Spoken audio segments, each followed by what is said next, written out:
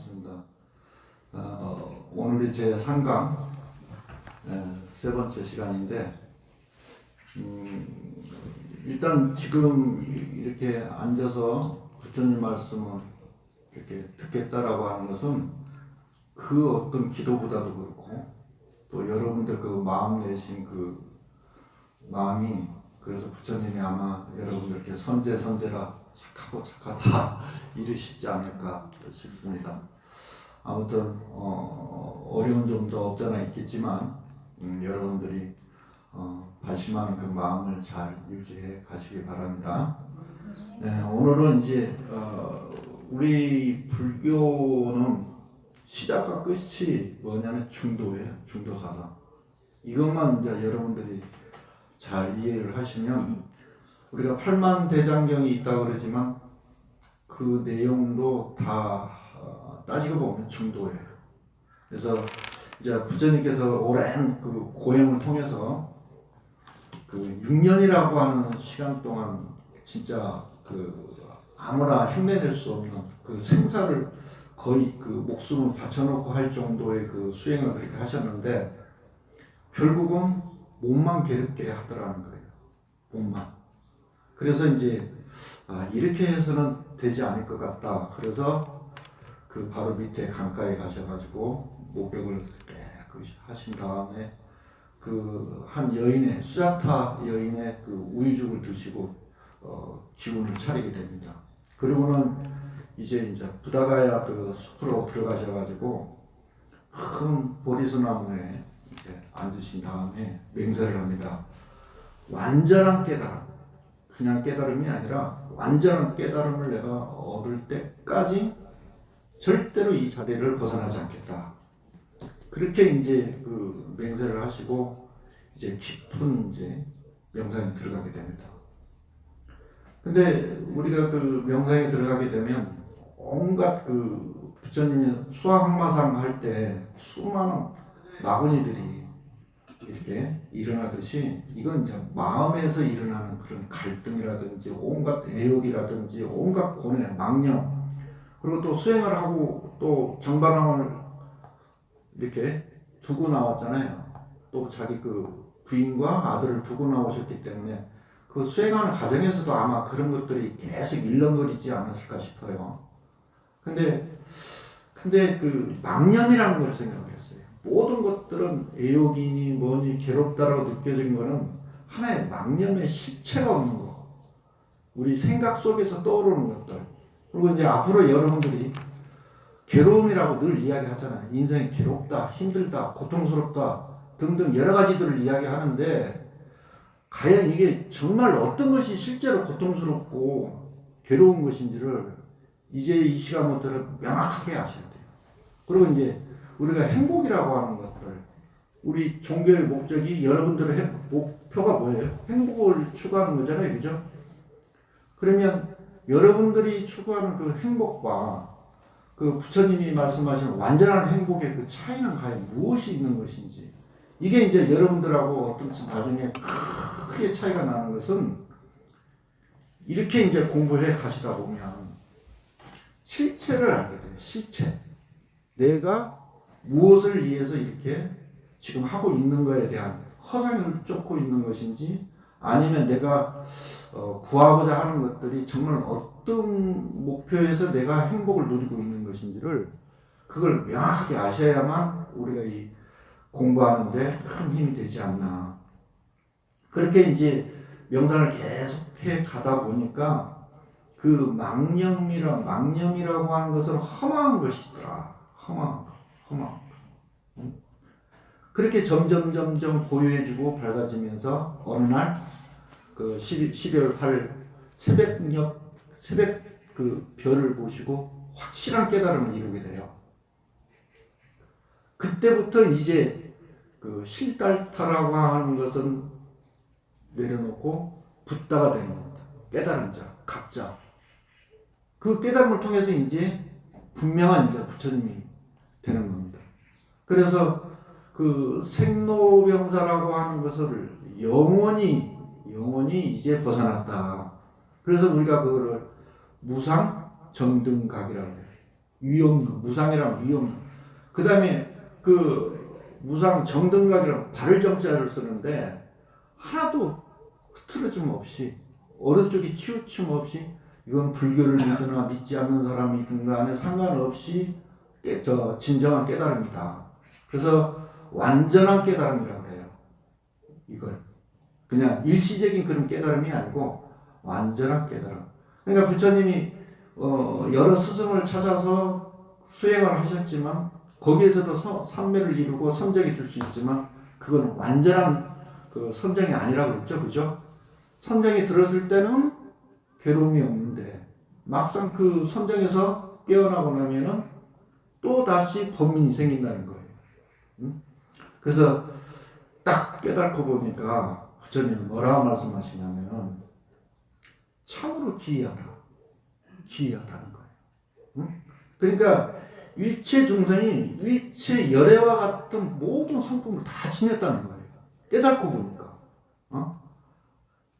그러한 덕상이 있는데도 불구하고 분별심 때문에 깨치지 못하는구나. 이건 이제 다른 종교하고는 완전한 차이점이 큰 거예요. 그러니까 깨치기 전에는 부처님께서도 이 어리석은 중생들은 열심히 수행하고 닦고 도를 이렇게 하다 보면 결국은 나중에 이제 부처가 될 수 있겠지라고 생각을 했는데 여러분들도 그렇죠? 열심히 수행을 해야만 부처를 이룰 수 있다라고 생각을 하는 거잖아요. 근데 부처님이 딱 깨치고 보니까 그게 아니고 본래 모든 부처님처럼 똑같은 지혜와 능력이 있는데 다만 분별, 망상 때문에 그걸 못하고 있구나는 거예요. 이게 굉장히 큰 차이예요. 어리석은 사람들은 우리가 중생이라고 그러거든요. 무지하다고 그러죠. 어리석음이라고 하는 것은 우리 10가지 악 중에서도 가장 어떻게 보면 큰 제약이에요. 모르면 그만이라는 게 안 된다는 거지. 알아야만이 바른 길을 갈 수 있다는 거예요.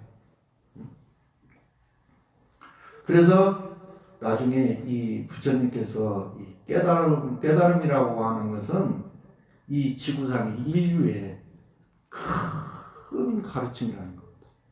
이거는 신의 개념하고는 완전히 달라요. 그래서 여러분들이 앞으로 불교라고 하는 색채를 이야기하실 때 분명한 건 뭐냐면 어떤 그 창조신에 의한 그 어떤 그 믿음을 통해서 밖으로 구하지 않고 내면 속으로 나를 들여다보니까 지혜와 능력이 덕상이 똑같이 있고 깨닫게 되면 누구나 부처가 된다는 것은 지구상에 유일하게 불교만 있는 특색이에요. 아시겠죠? 그래서 우리가 가만히 생각해 보세요. 그동안 그 창조신에 대한 개념 처음에는 다신이야, 다신. 우리 그 시골에 가면 성황당이 있죠. 그리고 오래된 나무에는 저기에 큰 힘이 있을 거라는 생각이 있고, 그 다음에 또 우리가 뭐 천재지변이라는 게 있어요. 그렇죠? 그래서 옛날에는 가뭄이 들면 어때요? 농사가 망치게 되고, 그래서 거기에 따르는 여러 가지 다신이 등장합니다. 나무에는 목신이 있고, 또 그 번개, 또는 여러 가지 바람 등등 인간이 그야말로 나약하기 때문에 그 나약한 힘을 무언가 강한 힘으로부터 의지를 함으로 해서 마음의 안정을 찾는다는 거예요. 그러니까 여러분들 많은 그 종교가 있지만 처음에는 다신으로 시작해갖고 나중에 거기다 인격심이 붙어요. 인격. 그러니까 요즘에 말하는 그 하나님이라고 하는 중심, 사상. 그러니까 알라, 브라마, 또 창조신. 이게 꼭 기독교만 이야기하는 게 아니에요. 그러한 신의 중심으로 했던 그러한 것들은 처음에 다신으로부터 시작해가지고 인격심이 붙었다. 이걸 여러분들이 잘 이해를 하셔야 돼요. 알겠죠? 네. 그래서 그 우리 인간 스스로가 뭐 절대자를 만들어요. 절대자를. 그리고 그러한 그 절대자를 통해서 우리가 의지하고 그 믿음으로써 그 고통을 모든 걸 해결할 수 있다. 이렇게 되는 거예요. 그래서 나중에 뭐냐면 그 절대자가 뭐가 되는 거예요? 전지전능이라고 봐요. 전지전능. 못하는 게 없어요. 그래서 우리가 그 전지전능한 그 신에게 의지함으로 인해서 모든 것을 다 준다는 거예요. 이해가시죠? 근데 부처님께서 딱 깨닫고 보니까 이렇게 절대자처럼 어떤 그 큰 힘을 가진 신이 모든 걸 다 해줄 줄 알았는데 알고 보니까 전혀 그게 아니더라는 거예요. 응? 그래서 중생의 본래 부처라고 하는 사실, 깨달은 능력만 발휘하게 되면 누구나 부처가 될 수 있다는 거. 이게 굉장히 중요한 거예요. 그래서 이제 부처님은 이대한 발견자라고 해요. 뭐라고요? 이대한 발견자. 근데 그 부처님이 깨닫고 나서 초중법륜을 하시게 되는데 처음에 부처님을 따랐던 5비구가 있었죠. 곤단야라고 해가지고 교진이었던 5비구가 그야말로 부처님 난행고행을 하시니까 자기들도 부처님처럼 그러한 고행은 참으로 힘드니까 그 옆에서 시궁을 들었어요. 그런데 그 시타타 태자가 갑자기 고행을 포기를 하고 물가에 가서 목욕을 한 다음에 그 우유죽을 드시는 모습을 보고 타락했다는 생각을 하고 결국 떠나요. 근데 부처님께서 깨달음을 이루시고 나서 누구로부터 법을 전할까 생각을 해보니까 그래도 내 주변에서 처음에 나를 도와줬던 그 5비구를 내가 그 깨달음을 그 법을 설해야겠다 싶어서 일부러 그들이 있는 곳에까지 수말 길을 찾아서 그들을 찾아갑니다. 초중법륜이라는 게 굉장히 중요해요. 이게 파리어로 되어 있는데 부처님의 원음, 가장 그 부처님의 원음에 가까운 말씀인데 거기에 뭐라고 말씀하셨냐면 수행자들아 세상에는 2가지 극단이 있다는 거예요. 응? 근데 수행자는 결코 그 2가지를 가까이 하지 말아라 그랬어요. 그게 뭐냐면 하나는 여러 가지 그 애욕을 빠져 즐기는 거. 애욕. 우리가 좋아하는 것들. 감각적인 욕망. 이런 것들을 갖다가 우리가 다 거기다 포함시킬 수 있는 건데 여기에 빠져들지 말아라. 그건 너무나도 열등한 것이고 또 비천하여 이거는 범구들이나 하는 짓이다. 그리고 그것은 성스럽지도 않고 이익되는 바가 없다. 근데 감각적인 욕망은 일시적인 즐거움과 그걸 중생들은 그걸 행복이라고 느껴요. 그거를. 근데 나중에는 스스로가 그로 인해서 괴롭게 된다는 거예요. 그렇죠? 뭐예요? 대표적인 게 사랑에는 눈물의 씨앗. 그리고 또 다른 하나는 뭐냐면 스스로를 괴롭히는 짓에 빠져가지고 고통스러워. 이건 뭐냐면 그 부처님께서 했던 바로 고행을 이야기하는 거예요. 그러니까 우리가 수행을 한다고 해서 남들이 쉽게 할 수 없는 것들을 그야말로 저번에도 말씀을 드렸지만 엉덩이에 양쪽에 쇠꼬치로 그걸 걸어서 그 다음에 가슴 2군데다 이렇게 걸고 이런 쇳덩어리 있고 위에다가 철봉 같은 데다가 매달아놔요. 그리고 혀 밑에다가 창 같은 거를 갖다가 이렇게 꽂아놓고 그리고 그 주변에는 그 막 그 불을 지펴가지고 엄청난 열기 속에서 그걸 견뎌내는 거예요. 왜냐하면 이 몸을 고행주의자들은 이걸 뭐라고 생각하냐면 부정한 것으로 보는 거예요. 이 몸으로 인해서 많은 것들이 일어난다고 생각을 하기 때문에 이 몸을 항복받아야만이 비로소 해탈할 수 있다고 생각을 했기 때문에 그래서 부처님도 자그만치 6년이라는 세월을 그렇게 바치게 됩니다. 근데 성스럽지 못하는 거예요. 그래서 이 2가지 극단을 버리고 중도를 원만히 잘 깨달았다. 그러니까 이게 부처님이 이제 처음 설법에 뭐라고 말하면 중도를 이야기하신 거예요. 한 극단에 빠지지 말아라. 응? 그래서 결국은 뭐냐면 아까도 이야기했던 세속적인 쾌락과 고행의 두 극단은 버리고 뭘 깨달았다? 중도를 깨달으신 거예요. 중도사상. 그래서 이 중도사상을 깨달으셨기 때문에 영원한 행복을 성취하였다고 하는 겁니다. 이걸 중도선언이라고 해요.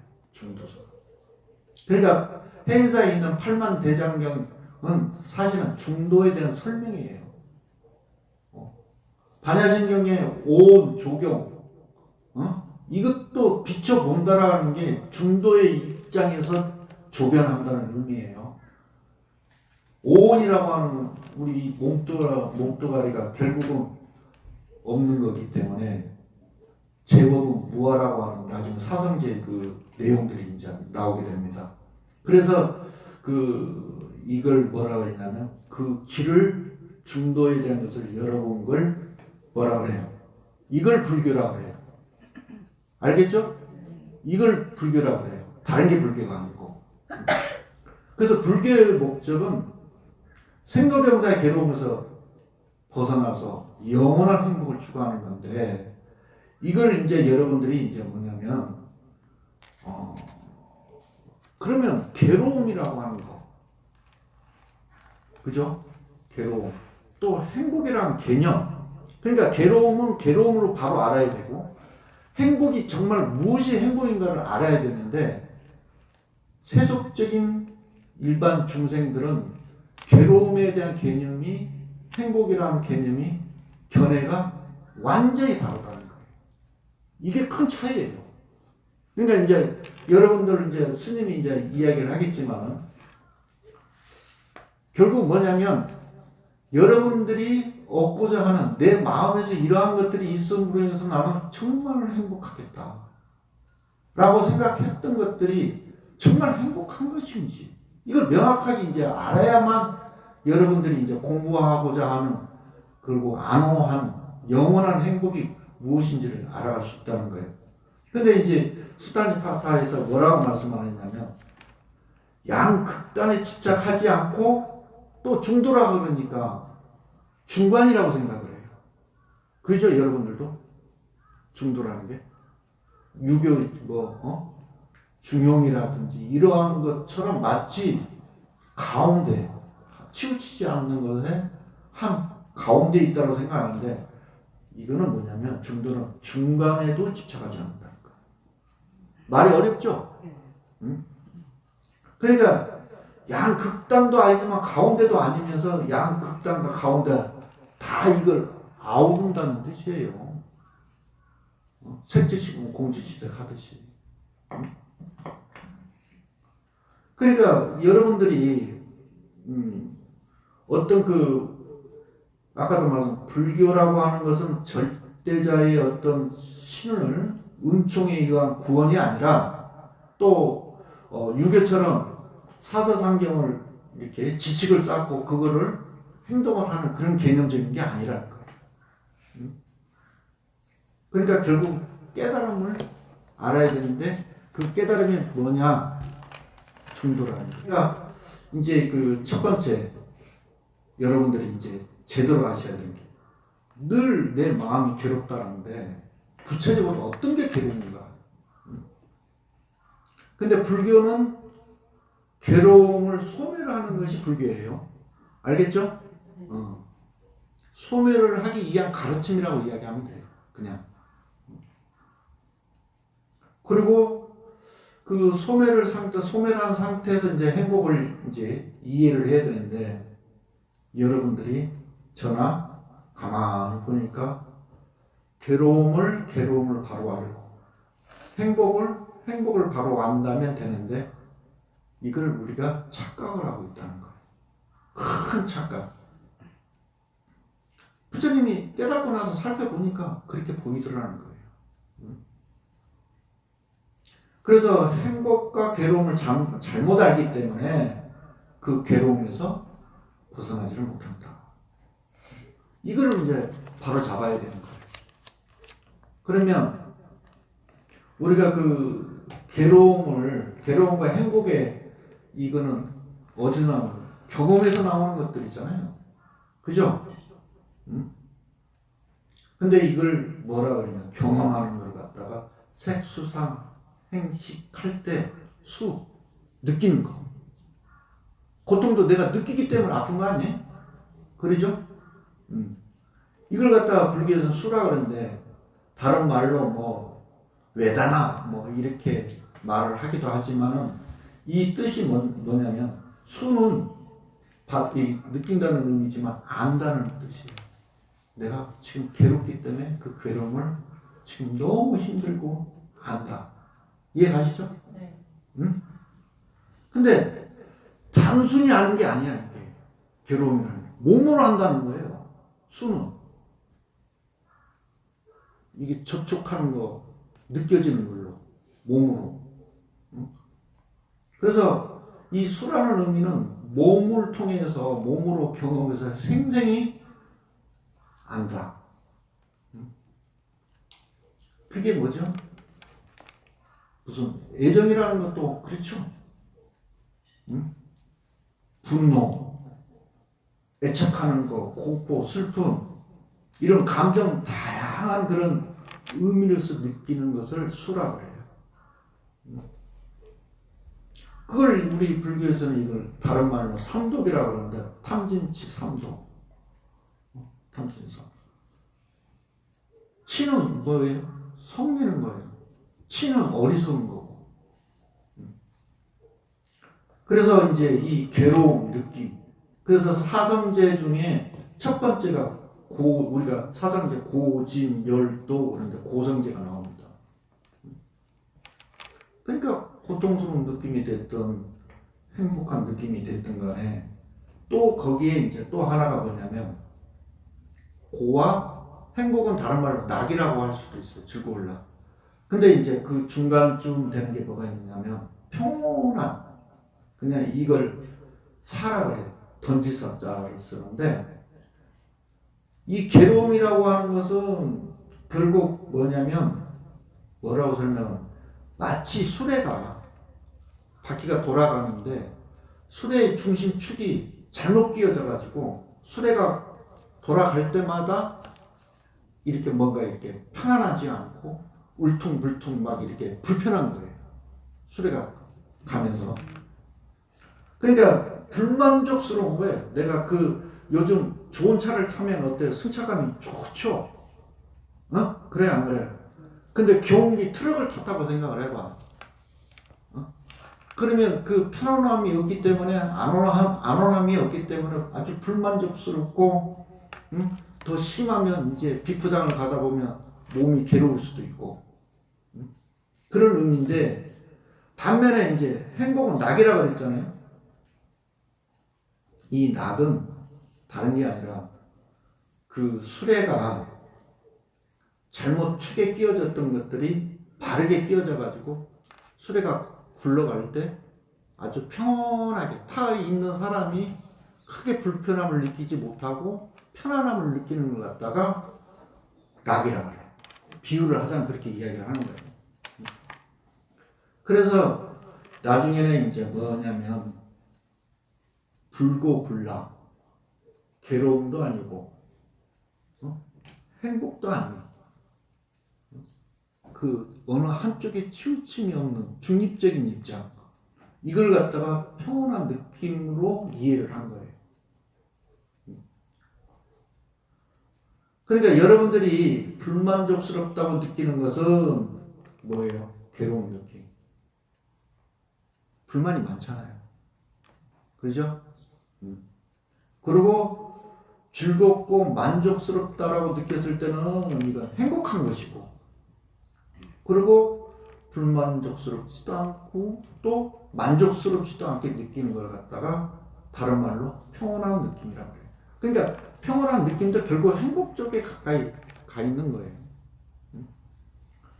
그래서 부처님이 뭐라고 그랬냐면 비구들이요. 그러면 왜 아까 뭐라 그랬죠? 수라고 하는 것은 느낌이라고 그랬죠. 몸으로 느끼는 거.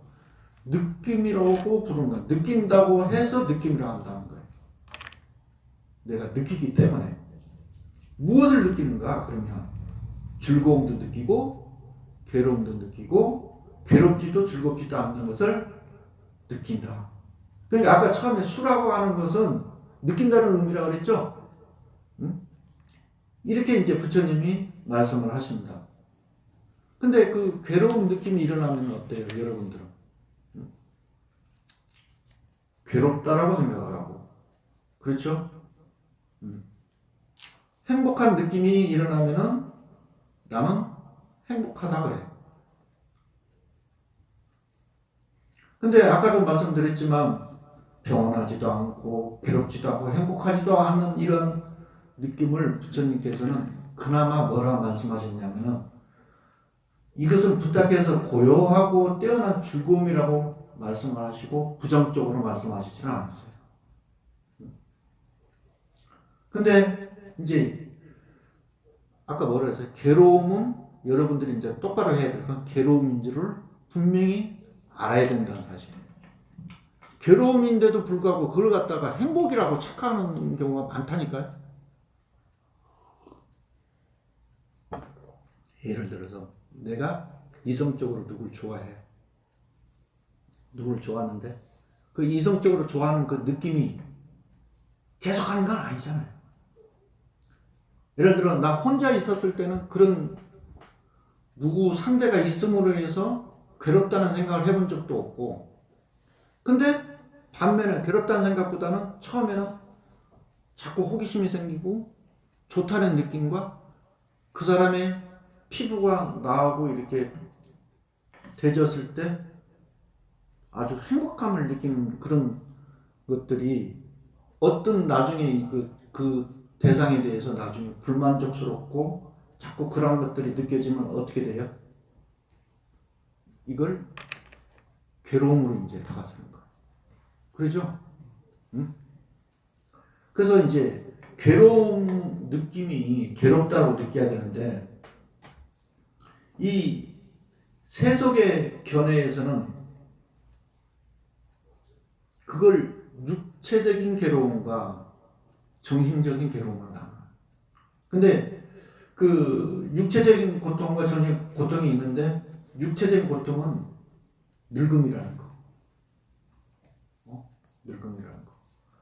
나이가 먹어가면서 여러 가지 몸의 변화가 생기는데 그전에는 혹시 여러분들 다 경험하지만 잠을 자다 베개를 잘못 자면 자국이 생기는데 그리고 또 마스크 같은 거를 이렇게 끼다 보면 그전에는 이게 금방 그 원상복구가 됐어. 그죠? 근데 지금은 이게 한번 자국이 생기면 2시간, 3시간 있어도 그 자국이 남아있죠. 어디 계단을 오르고 내릴 때마다 시큰함을 모르고 있었는데 시큰거린다는 것도 이제 느껴. 근데 여러분들 생각해보세요. 이 늙음이라고 하는 고통은 수없이 많아요. 여러 가지 몸으로 변화에 의해서. 여러분들 잘 느끼고 있죠, 지금? 응? 많은 것들을 여러분들이 지금 느끼고 있는데 그 늙음으로 인한 고통과 또 병으로 인한 고통, 병으로 인한 고통을 옆에서 지켜볼 때는 엄청난 고통. 제가 경희대 7년 동안 다니면서 암 환자들이 느끼는 그 고통이라고 하는 건 우리가 감히 상상할 수가 없어요. 항암 주사? 말이 지금 항암 주사 맞는다 그러죠? 오직 하면 암 병동은요, 창문이 항상 잠겨 있어요. 언제 어떻게 그걸 뛰어내릴지 모르는 거. 그러니까 우리가 건강할 때는 그 아픔에 대한 것들을, 병적인 것들에 대해서 잘 생각하지 않지만 내가 아팠을 때, 그러니까 그 눈이 잘 보이던 사람들은 지금 쓴 이거 뭐예요? 돋보기잖아요. 그죠? 근데 여기서 여러분들을 보면 흐릿하게 보인다. 돋보기를 쓰면. 벗으면 선명하게 좀 보이는데 대신에 책이 이제 글씨가 안 보이는 거. 책이. 근데 이게 굉장히 속도가 빨라져. 점점. 그리고 요즘에는 또 하나 뭐 어떤 게 생기냐면 자꾸 누가 말을 하면 그 말소리를 잘 못 듣고 자꾸 되물어서 자꾸 물어보는 게 자꾸 생겨. 그러니까 청력이 좀 나빠지는 것 같아요. 근데 이러한 것들은 늙음에 의한 고통이지만 병으로 인한 고통은 상상하기도 싫어요. 상상하기도 싫어. 그 병으로 인해서 정신은 멀쩡한데 그 옆에서 누가 병간을 해준다 해도 옆에서 그 자기 그 정신적인 그 받는 그 고통은 말로 헤아리기가 어려워. 그러니 그걸 옆에서 가까운 사람이 해준다고 생각했을 때 그 정신적으로도 본인도 얼마나 고통스럽겠어. 그리고 배고픔에 인한 고통. 그래서 불교는 법을 전할 때 가장 극심한 고통과 배고픔을 느낀 사람한테는 법을 전하지 말라고 그래. 일단 배고픈 사람한테 뭘 해줘야 돼? 먹을 걸 먼저 줘야 돼요. 그래서 49제에 먼저 지내는 게 뭐냐면 국수를 먼저 삶아서 일단 그 영가로 하여금 시장기를 달래주는 거예요. 그런 의미에서. 무슨 이해하시죠? 그리고 극심한 고통 속에 빠져있는 사람한테는 아무리 좋은 이야기를 해도 받아들이기가 어려워. 배고픔에 인한 고통은 내가 굶어 봤다 그랬잖아. 14일인가를. 응? 그냥 날아가는 게 너무 어떻게 보여지냐면 그거 아세요? 요즘 이렇게 그 안경 쓰면 입체적으로 콱콱 들어오는 거? 그걸 쓰면요 바닷속에 들어가 있으면 내가 진짜 바다에 있는 것처럼 보여요. 그렇게 아주 적나라하게 배가 고파. 그래서 이건 다른 말인데, 그리고 뭐 뱀에 물린다든지 뭐 벌레로 인해서 여러분들 고양이가 무섭다고 하는 사람들이 있고, 또 저 누구처럼 귀뚜라미 때문에 그냥 자지러지는 분도 있고, 그 어떤 그 특성에 따라서 유달리 저는 쥐가 무서워요. 쥐. 그전에는 초등학교 우리 다닐 때는 쥐 잡는 날이 따로 정해져 가지고 쥐 꼬리를 잘라가지고 그걸 방학 숙제로 갖다 내야 돼. 우리는 솔방울도 따다가 갖다 학교다 갖다 바쳤어. 그러면 그 쥐를 못 잡으면 오징어 다리를 갖다가 염색을 해가지고 갖다 내준 적도 있고 그래요. 그래서 저는 굉장히 쥐가 무서워. 뱀 이런 것보다는 쥐가 무서워. 응? 그래서 참 그런 그 무서움이라든지. 근데 이제 이걸 이 몸을 우리가 뭐래 한자로 신이라고 그랬죠. 신이 자극을 받아요. 몸이 고통스러운 건 그걸 촉이라고 해요. 이제 왜냐하면 여러분들이 12연기 가운데에서 안이비설신이 등 또 이렇게 색성량 기초법 이러한 그 12경계가 나타나고 그러면 용어가 이제 어려우시니까 이게 굉장히 따분해질 수밖에 없는데, 처음부터 이 교류 강좌 통해서 처음부터 이해를 확실하게 들어가면 전혀 헷갈리지 않아. 그러니까 이 몸, 신, 전체적인 몸뚱아리에서 그걸 고통이 오므로 해서 그게 촉이 생기기 때문에 닿았을 때 이걸 갖다가 뭐라 그러냐, 신식이라, 몸식자. 우리가 불교에서 의식 그러죠? 식. 이제 이 식이란 말이 자주 나오니까 이거 이해를 하셔야 돼요. 식. 근데 문제는 뭐냐, 몸으로 촉이 발생이 돼서 그게 이제 뭘로 이어지냐, 정신적인 고통으로 따라간다는 거예요. 정신적인 고통. 응? 그러니까 그 정신적인 고통은 미워하는 사람과 함께하는 고통도 엄청 크죠. 와우, 잠깐 TV 트니까 할머니가 고래고래 소리 질러. 고래고래 소리 질러. 아무 데서나 그냥 고래고래 소리. 그러니까 남편은 창피하니까 도망가 버려요. 근데 그냥 남의 가게집 앞에서 그러든지. 근데 그 빌라 같은 데 살면 그 옆집이 어떻겠어요? 고통스러울 거 아니야. 그러면 뭐라 한 소리 하면은 억울하다고 또 고래고래 하잖아요. 막 갚아.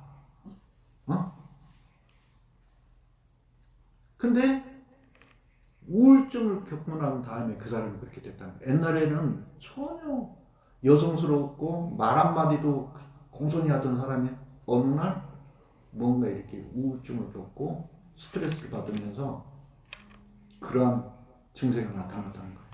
그러니까 몸으로 너무 심한 자극이 생기면 정신적으로 엄청난 고통이 생긴다는 거예요.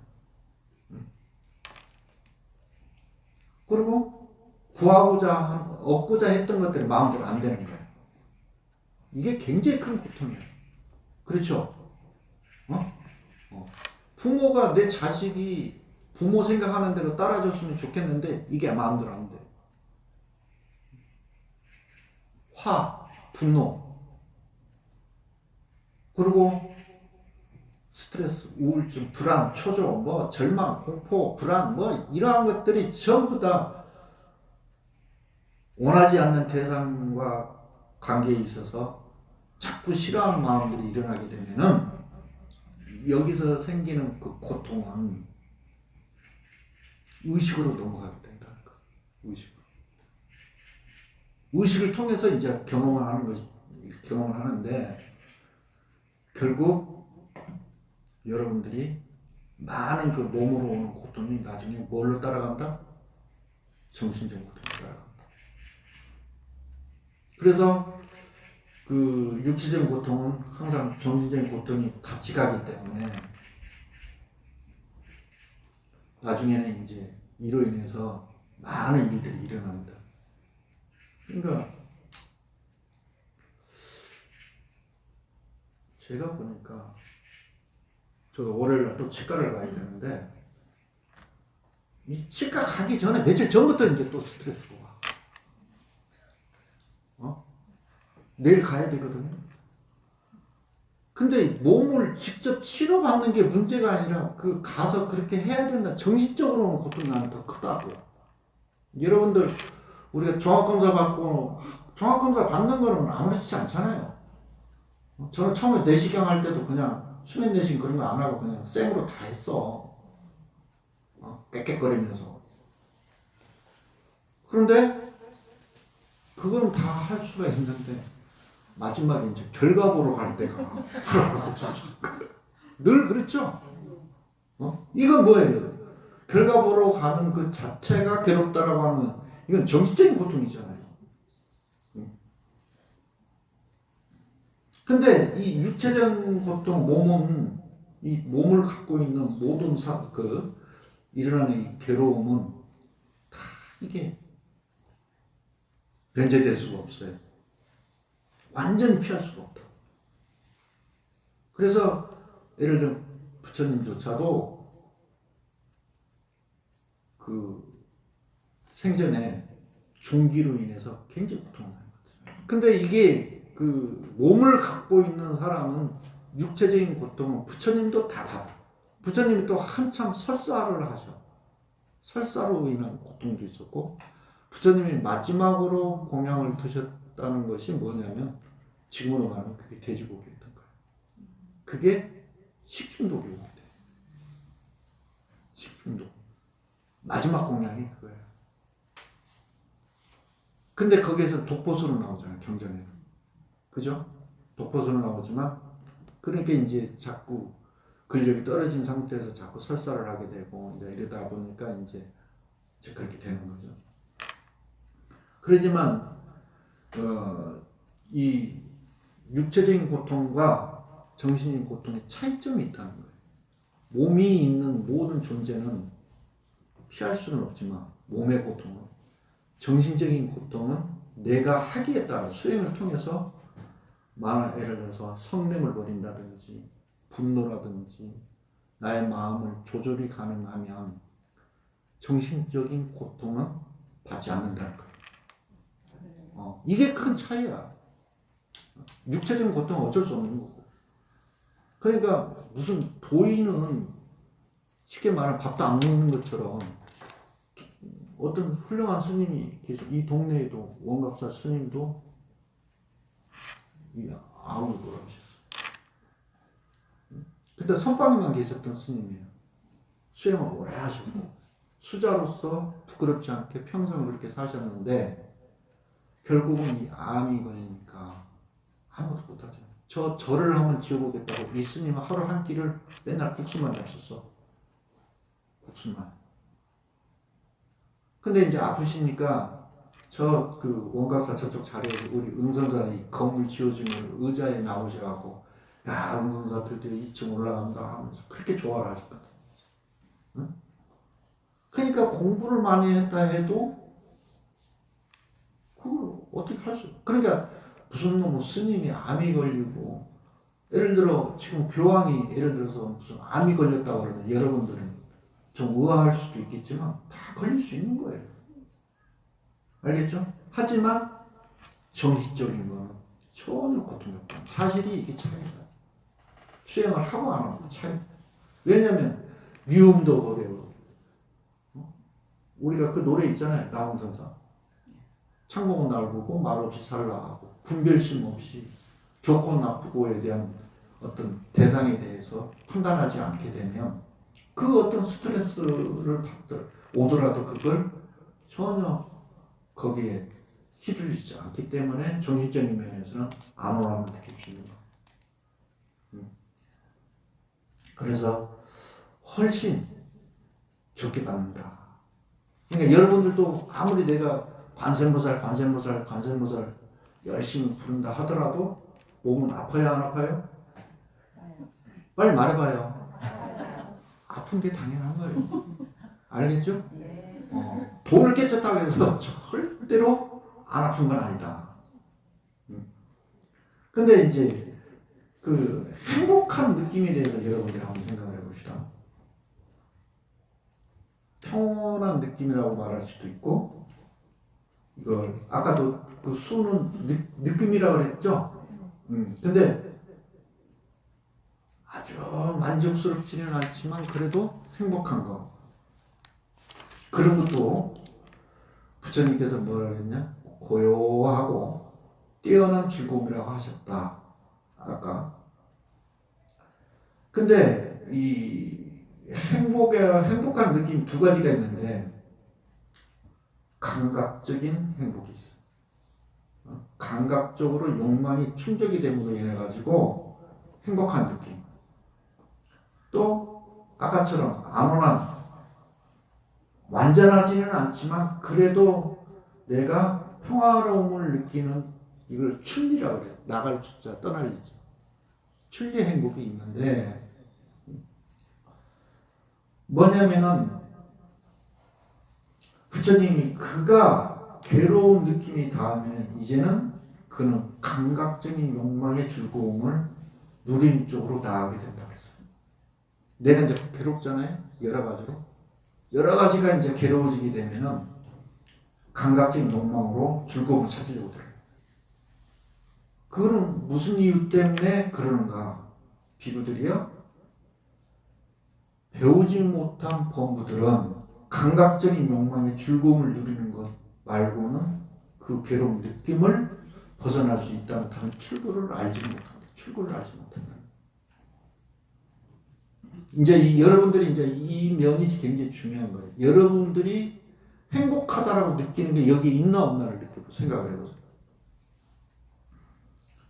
감각적인 욕망의 행복은 형색, 색, 수상, 행식 이걸 이야기하는 건데 형색, 소리, 냄새, 맛, 촉감 이 5가지 감각 대상으로 조건으로 일어나는 육체적인 것들. 그게 이 육체적인 거나 정신적인 거나 같은 건데 예를 들어서 육체적 행복을 원하는 대상이 몸에 닿았을 때 몸의 의식을 통해서 일어나는 즐거움이 있다는 거. 여러분들이 오늘 롯데백화점에 일요일날 갔어요. 신상들이 많이 걸려있어. 근데 그 신상을 탁 걸쳐 입어보니까 몸으로 이 촉감으로 느껴지는 그런 행복이 있을 수 있어요, 없어요? 좋죠? 그죠? 그래서 그 몸으로 이제 느껴지는 그런 행복이 있는가 반면에 또 정신적으로 행복을 원하는 대상에 관하여 좋아하는 마음이 자꾸 일어날 때가 있어요. 여러분들이 좋아하는 연예인들이 있죠. 저는 요즘 풍유대장을 어저께 한참 들었는데 랩하는 그 아가씨 이름이 뭐예요? 김예림인가? 최예림. 최예리. 내가 성을 잘못 알았구나. 대단해.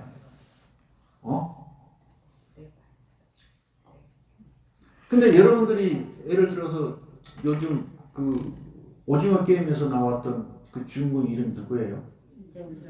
이정재? 정재가 지금 응선사로 갔어요. 슈트를 탁 입고 멋진 구두를 신고 다 와가지고 우리 응선사 부장님들 지금 공부하시냐고 그러면서 한 번씩 탁 악수를 딱 하고 그랬을 때 그 손을 만졌을 때 촉감으로서 오는 행복이 있겠어요? 없겠어요? 참 부드럽다. 그 소리는 느끼죠. 근데 그러면 예를 들어서 지금 보살님이 뭐 손녀딸이 됐든 손자가 됐든 좋아하는 내가 그 대상자가 나타나고 나하고 이렇게 품으로 이렇게 안아줬을 때 그 아이들의 그 어린 아이 살냄새들이 또 있잖아. 그랬을 때 또 행복하구나 느낄 수 있겠지, 그죠? 그러니까 이거는 육체적으로 느끼는 행복이에요. 근데 이게 또 정신적으로 이어지기도 하지만 오늘 우리가 이 법회가 끝나고 나면 백사실 단풍을 보여주고 싶다는 생각이 어제부터 계속 들었어요. 지금 팔각정 올라가는 데는 너무 붉고 백사실에 있는 단풍은 여러분들이 그냥 북한산에 가서 인왕산에 가가지고 쉽게 볼 수 있는 그런 단풍이 아니에요. 그냥 저 붉은 단풍들은 그냥 단풍잎이 붉어지는 그런 단풍이라고 그러면 근데 내가 이 시각을 통해서 단풍을 보고 굉장히 행복함을 느낄 수가 있단 말이에요. 그렇죠? 그리고 중요한 건 매력적인 이성을 만났을 때 여기는 뭐 다 결혼하신 분들이고 너는 안 했구나. 매력적인 이성을 만났을 때 내 이상형을 만났어. 그랬을 때 그런 행복감. 그렇죠. 또 뭐가 있지? 맛있는 음식.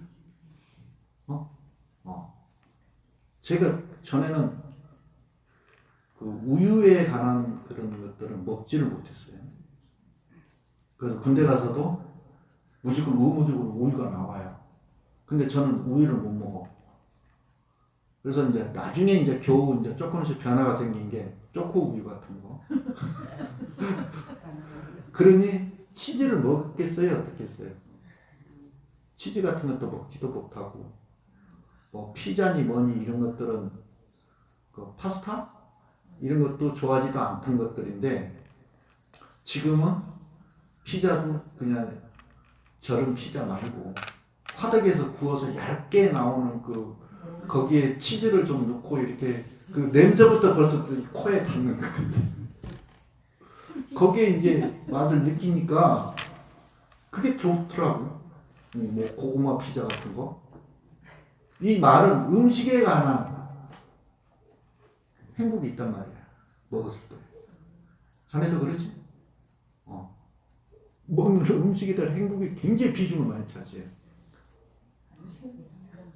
여러분들이 좋아하는 게 뭐예요? 저는 지금 당장 먹고 싶은 거는 호박잎 삶아가지고 된장에다 이렇게 쌈 싸먹으면 좋겠어. 그거 왜 시골에서는 멸치 젓갈로 해가지고 탁 올려가지고 먹는. 이게 뭐냐면 몸은 부드러운 거에 대한 감촉으로부터 시작해서 음식을 통해서 느껴지는 그런 행복들이 있는데 또 그걸 먹어야지 하는 내가 곧 여기 법회 끝나고 난 집에 가서 이걸 먹어야지 하면은 정신적으로도 행복하다는 거예요.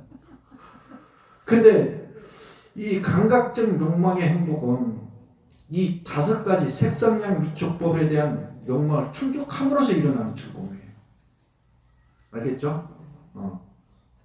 그래서 음식에 대한 욕망에 또 이성에 대한 성적 욕망이라든지 또 그것도 있다. 잠에 대한 욕망. 저는 잠을 한번 몰아 자면 이틀을 자요. 안 자는 대신에. 그래서 옛날에 큰 스님 계실 때도 내가 잠을 자야겠다고 생각하면 문을 다 잠기고 공양주보살한테도 아예 이야기를 먼저 해. 나를 절대로 깨우지 말라. 깨우지 말라 그러고 물만 잔뜩 갖다 놓고 그냥 먹고 화장실만 왔다 갔다 하고 몰아서 그렇게 한번 확 자고 나면 등허리가 아파서 더 이상 잘 수 없을 때 이제 비로소 나오게 됩니다. 대신에 평상시에는 다른 사람에 비해서 잠이 없는 편. 그래서 잠 오래 잔 사람 난 미련하게 보는 사람이에요. 게으르게 보고. 근데 6시간, 7시간 자는 사람들도 있다는데 미인은 잠꾸러기라고 그러대요. 하여튼 이러한 것들이 다섯 감각 대상을 통해서 생긴 다양한 정보가 생겨요. 이론, 무슨 사상, 그리고 지식, 이런 체계들은 이게 뭐냐면 특히 정신적인 행복감을 느끼는 게 누구냐면 대학 교수들이 참 이런 사람들이 많아요. 그래서 부처님이 아란다에게 뭐라고 말하냐면 다섯 가닥의 감각의 대상들이 있는데 무엇이 다섯 가지인가?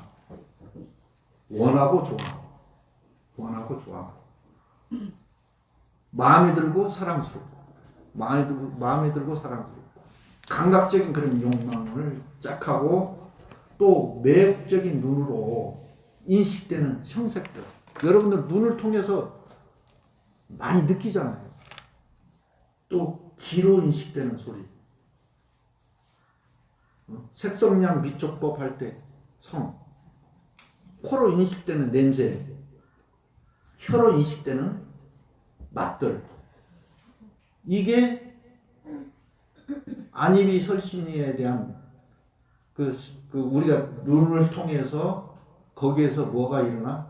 좋다는 감정과 갖고 싶다는 욕구가 생기면서 이거는 다섯 가지의 감각적인 기능에 의해서 생겨지는 행복감이라는 거예요. 이해하셨죠?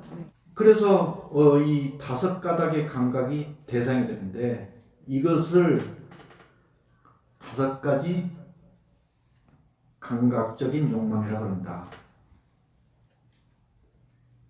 정신적인 게 됐든 그러고 나서 생각으로 일어난 정신적인 것 또한 그것도 욕망으로 보는 거예요. 이걸 갖다 뭐라고 얘기해요? 달콤함으로 보는 거예요.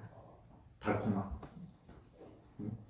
즐거움, 행복한 느낌이라고 이제 착각을 하는 거예요. 이런 것들을. 이해 가셨죠? 이거를 행복하다고 느끼는, 맛있는 걸 먹으면 굉장히 행복한 거예요. 이걸 착각을 하는 거예요. 근데 먹는 음식을 가지고 새치 혓바닥을 딱 지나고 나면 그 안에서 맛을 느껴야 못 느껴요. 못 느끼는 거죠. 그 혀에 대한 즐거움에서 오는 그걸로 감각적인 걸로 행복을 느낀다. 근데 이러한 걸로 이제 사람들이 뭐를 하냐? 인생의 목표를 세워요. 여기서부터 이제 문제가 발달이 되는 거예요. 예를 들어 화목한 가정 얼마나 좋아요. 그렇죠? 싸움질하고 막 그냥 이런 것보다는 가정이 화목한 가정이니까 좋잖아요. 그리고 훌륭한 집, 정원이 있고 잔디가 있는 집 갖고 싶죠? 그러지 않아요? 안 갖고 싶어요? 여러분들이 아직 좋은 집을 안 봐서 그래요. 가정기기도 보니까 요즘 공기청정기도 대단해요. 이제 세탁기도 2층으로 나와요. 건조기까지 달려가지고. 저는 이제 빨래가 별로 없으니까 거기까지는 필요치가 않는데 빨래 많은 사람들은 그런 것들이 필요할 수 있겠다 싶은 생각이 들어요. 그런 것들을 갖고자 하는 것들. 좋은 음식, 옷 등. 우리가 기본적으로 봄, 여름, 가을, 겨울 사계절이 있기 때문에 이제 그 계절의 변화에 따라서 옷들이 필요하고 그러지만 특히 여성분들은 옷에 대한 민감성이 굉장히 크죠. 그래서 한 번 입고 가면 회사 출근하면 그 뒷날 또 입고 갔을 때 어때요? 안 되는 것으로 알고 있잖아요. 그죠? 네? 저는 제가 제일 좀 편한 바지가 승복하고 강아지 데리고 산책 갈 때 나오는 추리닝 운동복이 제일 편해. 산에 갈 때도 가장 편하고 거기에 무슨 뭐 여러 가지가 부수적으로 따라 들어오면 귀찮아. 그리고 여러분들 왜 요즘 기능성 옷들이 많잖아요. 등산하는 데 있어가지고 그 옷을 입으면 땀을 뭐 바깥으로 배출하고 어쩌고 저쩌고 하는데 저는 차라리 런닝 입고 런닝 확 벗어갖고 쫙 짜가지고 다시 입는 게 저는 편해요. 응? 응. 그러니까 훌륭한 집, 좋은 음식, 좋은 옷 등 감각적 욕망의 행복을 더 많이 가지려고 하는 게 사실상은 내 자식이 잘 됐으면부터 시작해가지고 좋은 자동차 등등 이게 인생 목표가 되는 거예요. 근데 이걸 다 가지면 행복한 거고 얻지를 못하면 이때부터 괴로움이 시작이 되는 거예요. 응? 많은 사람들이 누리고 있는 것들을 저 사람이 갖고 있는 나는 최소한 5개만이라도 가졌으면 좋겠다라고 생각하는데 5개마저도 안 되고 한두 가지밖에 없으면 없는 거에 대한 이게 가지려고 하는 목표가 된다는 거예요. 그러지 않아요? 응? 그러니까 결국은 그 여러 우리가 보통 중생들의 삶에 있어서 욕망의 행복이 궁극적인 행복이라고 생각을 하는 거예요. 이게 이제 잘못된 견해라는 거예요. 그래서 우리가 그 세상 보통 사람들은 행복 위에 다른 거 위에 다른 행복이 있다는 조차를 몰라. 그러니까 여러분들의 행복은 뭐냐면 돈이 얼만큼 있었으면 좋겠는데 돈에 대한 구애를 받지 않고 항상 그 돈 때문에 고통스럽지 않을 만큼의 돈이 있었으면 좋겠다고 생각을 해서 그걸 얻었을 때는 행복이 되고 인생 목표 또 그걸 구하려고 목표를 정하지만 이거를 즐거움이라고 알고 행복이라고 알고 있는데 진짜 행복이라고 알고 근데 이건 불교에서 봤을 때는 허망한 거라는 거예요. 이걸 또 다른 말로 뭐라? 물거품으로 보는 거예요. 그런데 부처님은 이런 말씀을 하셨어. 무엇을 구하는 데 있어가지고 내가 충격을 얻기 위해서 남을 해치지 않고 남의 것을 탐하지 않고 또 거짓말하지 않고 또 그저 남의 여자를 탐하지 않고 그렇게 해서 얻어진 정당한 방법으로 감각적 행복을 얻기 위해서 이건 부처님 다만 뭐라고 말씀하세요? 유익한 행복이라. 알겠죠? 부정하는 건 아니고 유익한 행복이다.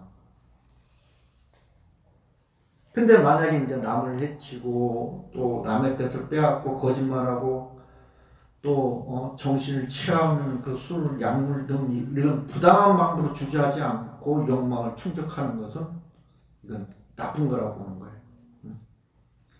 근데 왜 이거를 충족이 됐을 때 갖고 있게 되면 나중에는 뭐가 만들어지냐면 더 큰 고통의 씨앗이 시작이 된다는 거예요. 여러분들이 가지려고 했던 것들이 나중에는 그게 뭐냐면 지금은 일시적으로 행복한 것 같지만 나중에는 고통의 씨앗이 점점 커진다는 사실이에요. 응? 누가 그러더라 나한테 스님 저 고통 받아도 좋으니까 그 돈만 더 있었으면 좋겠다고 그러시는 분도 있어요. 스님은 이렇게 말하면 어떻게 이해하실런지 모르겠는데 저는 돈이 없으므로 해서 불편하다는 걸 느끼지만 돈이 엄청나게 나한테 많이 있어가지고 있으면 좋겠다고 생각해 본 적이 없어요. 그게 꼭 있어야 된다는 당위성들은 때에 따라서 있을 수는 있지만 그게 저한테 크게 중요한 것 같지는 않아요. 근데 돈 없이 살기에는 너무 불편한 게 많아요. 돈이 없어서 누가 부탁해 왔을 때 아팠던 적도 있어요. 저도. 얼마 전에도 왔었어요.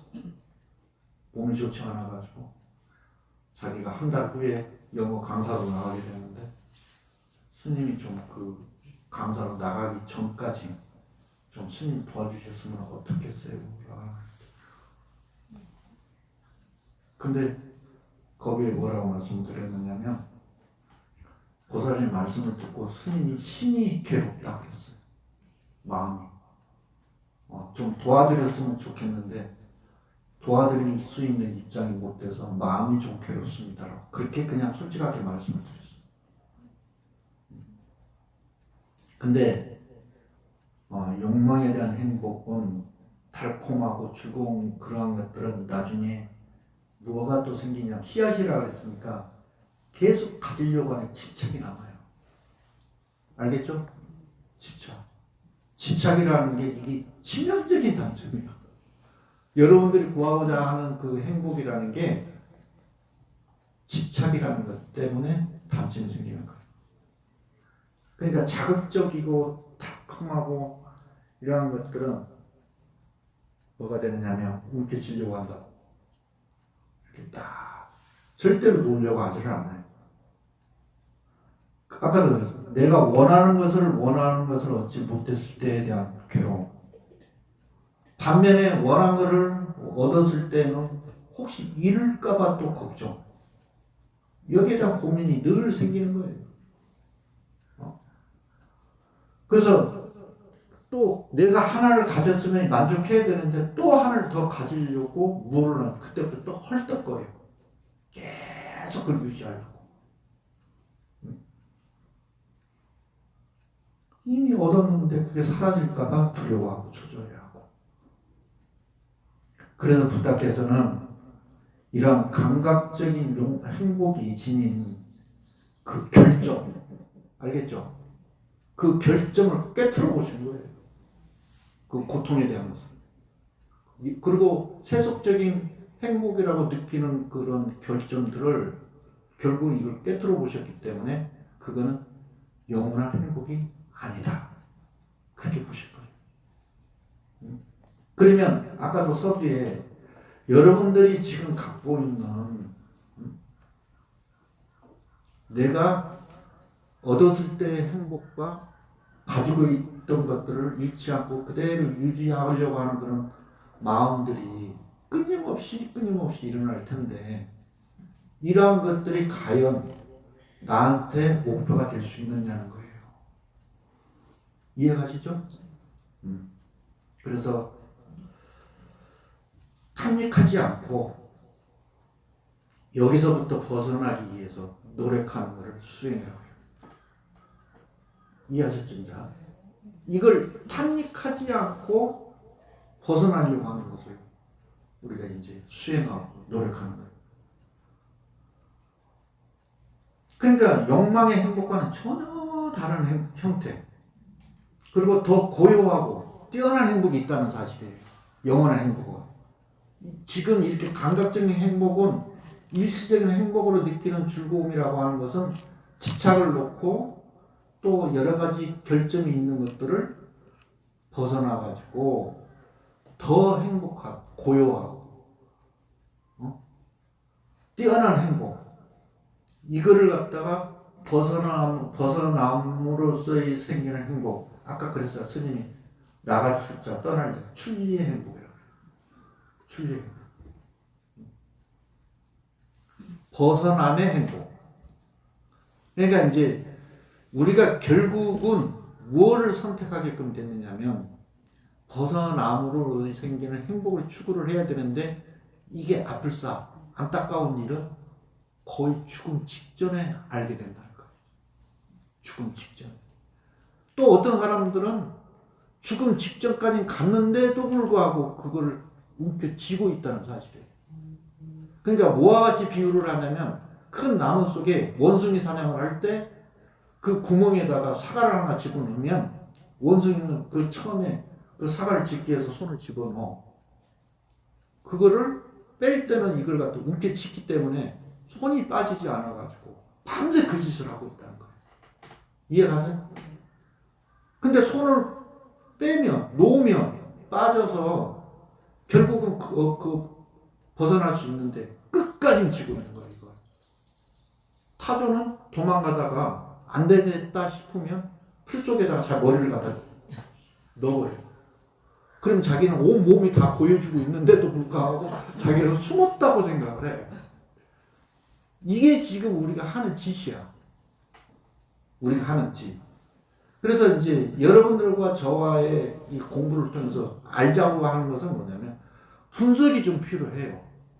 내가 추구하고 내가 자꾸 가지려고 하는 것들이 감각적인 욕망인지 아니면 여기서 그 집착과 이런 것들로부터 좀 벗어나가지고 내가 고요함을 찾으려고 하는 것, 그런 행복을 찾는 것인지. 그래서 걷기 명상이라는 게 다른 거 아니에요. 우리가 생각할 때는 걷기 명상이라는 게 그냥 단순하게 내가 걷는다고 생각을 하지만 뭘 얻으려고 하는 게 아니고 고요함 속에 자기 마음의 편안함을 찾기 위해서 걷는 거예요. 어떤 사람들은 단순히 건강을 위해서 내가 지병이 당뇨가 있고 하니까 많이 걸으면 좋다 해서 걷는 분들도 계시지만 우리는 그거와는 달라요. 그러니까 이번에도 스님이 100일 기도에 대해서 말씀을 드렸을 때도 그냥 나 혼자 하는 기도하고 많은 사람들이 함께 웅성거리면서 분위기를 따라서 같이 하고자 하는 욕구가 더 기도를 열심히 해야겠다는 생각을 갖고 하는 거하고는 하늘과 땅 차이라는 거예요. 응? 여러분 보세요. 건물도 어디가 막 지저분하고 막 쓰레기도 버려져 있고 막 음침하고 그러면서 아무 애들나 거기다가 막 그냥 치우지 않고 그러고 있으면 다음에서 가는 사람들도 거기다 계속해서 휴지를 갖다 버려요. 아침에 꼭 절대문에다가 똥 싸고 나면 그 비닐봉지를 여기다 갖다 놓고 가는 사람이 있어. 내가 지금도 이거 치웠는데 그건 못된 사람이고, 근데 그래둔 것을 깨끗이 치우고 거기에다가 이쁜 그림을 그려놓고 밝은 조명을 갖다 놓으니까 어느 누구도 거기다 던지는 사람이 없더라는 거예요. 응? 그러니까 기도라는 것은 뭐냐, 나를 정화시키기 때문에 내 안에 여러분들이 걷기 명상을 할 때도 저는 스님은 절대 그냥 하지 않아요. 엊그저께 야구선수 프로선수였는데 월요일마다 미팅을 해요. 그러면 설명을 해주고 호흡법을 가르쳐주고 같이 스카이까지 걸어갔다 왔어. 야, 나는 스님은 이렇게 걷는다. 왼발 관세력, 오른발 보살 하면서 걷는데 너는 지금 마음으로부터 항상 부상이 언제 또 생길까 지금 2년 동안 쉬고 있거든. 내년에 이제 또 새롭게 시즌이 시작되면 새로운 것을 도전을 해야 되는데 늘 불안한 마음이 있는 거예요. 어? 그래서 너는 오늘부터 만보를 그냥 걸어라. 걷고 걸으면서 양기현 하면서 왼발 오른발 양기현 이름을 계속 부르면서 걸으라 그랬어. 응? 근데 그게 무슨 효과가 있을까 생각할지 모르겠지만 하다 보면 자기도 모르게 그게 확 바뀌어요. 왜? 마음의 주인공은 따로 있는데 내란 놈은 속일 수가 있어요.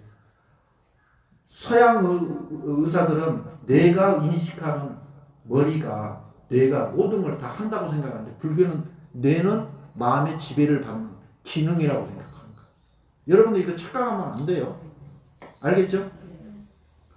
그래서 내 스스로가 마음속에서 계속 관세무술 하다 보면 그 관세무술에 힘이 뇌에게 전달이 돼가지고 뇌를 움직이게끔 만드니까 내가 그걸 이게 정말이구나 싶어가지고 몸을 움직이게끔 만들어. 그래서 입살보살이라는 거예요. 내가 계속 불행하지만 불행한 가운데 잠재되어 있지 않고 계속해서 내 마음은 점점 밝아지면서 모든 것들이 하나씩 좋은 쪽으로 간다는 믿음을 갖고 계속 염지 돌리면서 관세무술 한다든지 이렇게 해가면 그 자체가 기도예요. 그냥 걸으면 몸만 피곤해. 어제 오늘 계속 2만 보 넘게 지금 걷는 이유가 있어요. 스님이.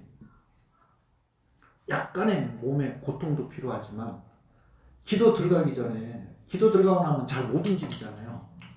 네? 실컷 걸어보고 싶은 거예요. 실컷. 그리고 실컷 내 눈으로 다 듣고 싶고. 그러면서도 각오를 하는 거예요. 결의를 다지는 거예요. 마음속에. 이번에 입지하는 100일 동안에 내 마음의 가짐을 어떻게 해야 되는 것인지에 대한 마음들을 이렇게 되새김질도 하면서 그렇게 걷는 거예요. 아무쪼록 오늘 부처님께서 가장 중도선언을 하셨는데 중도선언 가운데에서 중요한 건 어느 한쪽에 치우치지 않는다는 거. 근데 중간이라고 생각하면 안 된다. 그 중간마저도 다 아울러서 함께라는 것을 생각해서 나온 말이기 때문에 여기서 나온 말들이고. 근데 괴로움과 행복은 괴롭다라는 것은 정말 우리가 늘 말을 하면서 괴로움에 대한 견해에 대해서 행복에 대한 견해에서 너무 잘 모르고 있다. 근데 이제부터는 하나 도대체 왜 괴로운 건지에 대한 것을 정확하게 알아야 고집멸도에서 괴로움이란 도대체 뭐냐는 거예요. 이게 쌓이면 이게 나중에 이제 멸제가 들어가서 없어야 될 거 아니에요. 그런 방식에 나중에 이제 팔정도가 나오고 또 12경기 여러 가지 사상들이 나오니까 여러분들이 일단 오늘은 부처님께서 선언하신 말씀은 중도선언이다. 알겠죠? 네. 오늘 감사합니다. 감사합니다. 고맙습니다.